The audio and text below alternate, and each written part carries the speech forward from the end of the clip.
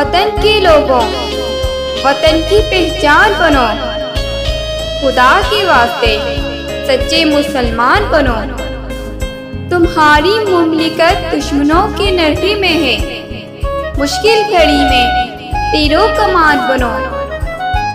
کب تلک تم ظلم سہتے رہو گے، اتحادی قائم کرو، ایک جان بنو۔ چھوڑ دو ان جھوٹے خداؤں کا سہارا، اقبال اور قائد کے ترجمان بنو۔ پلٹ کے رکھ دو تم رخ ہواؤں کا، تاریخ کے سامنے باعث عرفان بنو۔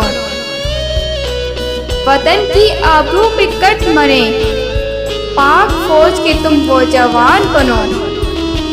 وابستہ ہے تم سے نئی امنگیں، نئی ترنگیں، زمانے بھر کے لیے فخر پاکستان بنو۔